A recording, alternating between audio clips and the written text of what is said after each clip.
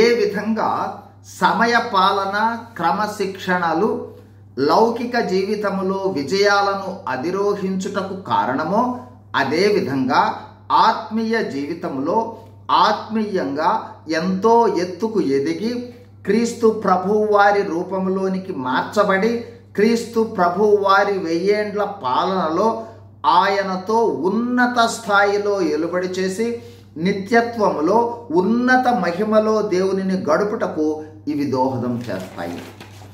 సమయ పాలన అంటే కేవలం సమయానికి హాజరవ్వటం మాత్రమే కాదు, కాలాన్ని సద్వినియోగం చేసుకొనుటతో పాటు జీవితాల్లో ప్రేమను, గౌరవాన్ని, శ్రద్ధను కనపరచుట కూడా ఉంటుంది. దేవునిని, ఇతరులను గౌరవించే నిబద్ధత కూడా ఉంటుంది. ఫలితంగా క్రమశిక్షణ కలిగిన క్రైస్తవునిగా కొనసాగుతారు.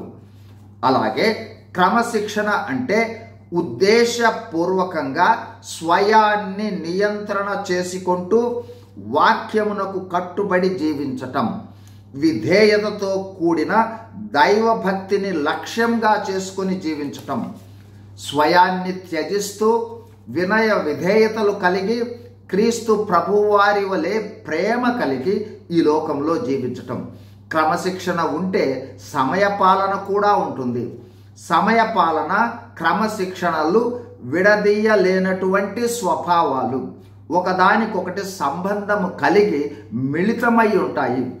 ఈ గుణలక్షణాలు కలిగి యేసుక్రీస్తు ప్రభువు వారు ఈ లోకంలో జీవించారు.